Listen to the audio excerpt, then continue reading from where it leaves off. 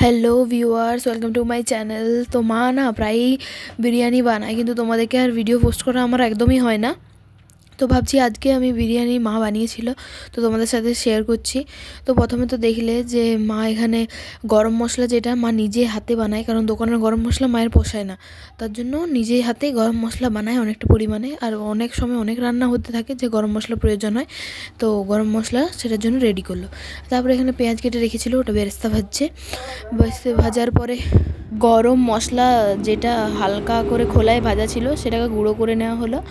এবং তারপরে ডিম সেদ্ধ হয়ে গিয়েছিলো, তো তারপরে মা আলুগুলো কেটে রেখেছিল, সেটা এখানে তেলে ভাজা হচ্ছে ভালো করে। আর হ্যাঁ, আলুটা একটু বড় বড় নেওয়া হয়েছে, কারণ বিরিয়ানির সাথে আলু একটু হালকা বড়ই লাগে। এখন দেখতে পাচ্ছ যে তোমাদেরকে আলুটাও আমি দেখিয়ে দিচ্ছি। এখানে আলু ভাজা প্রায় হয়েই গেছে। মা এখানে ভাজাগুলো সব আস্তে আস্তে করে তুলে নিচ্ছে তেল ছেড়ে ছেড়ে।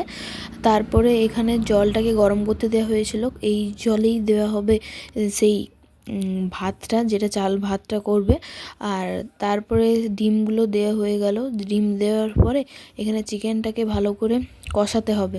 তো চিকেনটাই মা এখানে তেল গরম হয়ে যাওয়ার পরে মা এখানে বড় বড় chicken leg piece, breast piece সব কিছু দিয়ে দিল। আর চিকেনের সাইজগুলো বিরিয়ানির জন্য অনেকটা বড় বড়ই ছিল।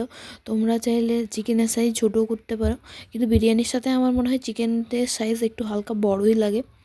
তো এখানে দিয়েই দিচ্ছে সব চিকেনগুলো, আর চিকেনগুলো হালকা ভাজা ভাজা করা হচ্ছে। আমিও তোমাদেরকে এখানে জুম করে দেখাচ্ছি। তারপরে এখানে চিকেনটা হালকা ভাজা ভাজা হচ্ছে। এখানে কিছুক্ষণ পর আমি তোমাদেরকে আবার চিকেনটা দেখাচ্ছি, যে দেখো এখানে হালকা হালকা সেদ্ধ হয়ে আসছে। তারপরে এখানে জল গরমটা ফুটে গেছে। এটার সঙ্গে মা যেসব গরম মশলা দেওয়ার কথা ছিল, এই দারচিনি, লবঙ্গ, এলাচ দিয়ে দিল। তারপরে দিয়ে দিচ্ছে মা এখানে নুন দেওয়ার পরে এখানে চালটা দেওয়া হবে। আর ওদিকে দেখো চিকেন কষাটাও প্রায় হাফ হয়ে গেছে। আর এখানে জলটা ভালোই গরম হয়ে গেছে। মা এখানে লেবুও দিয়ে দিল, লেবুর রসটা দিয়ে দিয়েছে অর্ধেকটা পরিমাণে। তারপরে জলটা হালকা ফুটতে ফুটতেই দেওয়া হয়ে যাচ্ছে চালটা এখানে মা দিয়ে দিয়েছিল। মা এখানে প্রায় 1200 মতো চাল নিয়েছিল। হ্যাঁ, তবে জায়গাটা ছোট হয়ে গেছিলো চালের পরিমাণে। এখানে ডিমটাও ভেজে তোলা হয়ে গেছে। তারপর চিকেনটা এখানে দেখো একদম কষা হয়ে গেছে। তারপরে মা এখানে দিয়ে দিল আলুগুলো, কারণ আলুগুলো শুধু ভাজা আছে, সেদ্ধ তো নেই, তার জন্য ওটার সাথে কষাবার জন্য মা এটা দিয়ে দিল। এটা কষেও যাবে, হালকা সেদ্ধ হয়ে যাবে। তারপর দেখছো এটা হয়েই গেছে, আলুটা একদম ভালোভাবে সিদ্ধ হয়ে গেছে। এদিকে ভাতটাও প্রায় হব হয়ে গেছে। তারপর মা এটা ছান্তা দিয়ে তুলে নেবে এবারে। আর মা এখানে একটা বাটিতে নিয়ে নিয়েছিল কিছু কেশরের পরে হালকা একটু রঙও দিয়েছিল। আর তারপরে দিয়ে দিয়েছিল দুধ, এবং তারপরে দেওয়া হয়েছিল কেওড়া জল, গোলাপ জল, এসব দিয়ে পরে আতর এইসব দিয়ে দেওয়ার পরে তারপরে মা এখানে ভাতটাকেও ছেঁকে নিচ্ছে। আর ছাঁকা হয়ে যাওয়ার পরে কিছুটা ভাত বেশি ছিল, তার জন্য ছেঁকে নিয়েছে। তারপরে ওই মাড়টাকে গেলে দিয়েছে। এরপরে একটা বড় হাঁড়িতে প্রথমে দিয়ে দেওয়া হলো চিকেনের লেয়ার, দেন দিয়ে দেওয়া হলো ভাতের যে লেয়ারটা। এটা যেহেতু ছাঁকা ভাতটা ছিল, তার জন্য একটু হয়তো জড়ো জড়ো দেখাচ্ছে, কিন্তু পরে এটা ঠিকই ঝুরঝুরে হয়ে গেছে। এই যে ঘিটা দেখলে, সেটা আমার মায়ের হাতের নিজের বানানো। আর গরম মশলাটাও দেখছো মা এখানে গুঁড়ো করে নিয়ে নিয়েছে। যদিও এতটা মতো লাগবে না, একটুখানি লাগবে, কারণ এটা অনেক তীব্র গন্ধটা। আর তারপরে মা এখানে ভাতের লেয়ার দেওয়ার পরে বেরেস্তা দিয়ে দিল।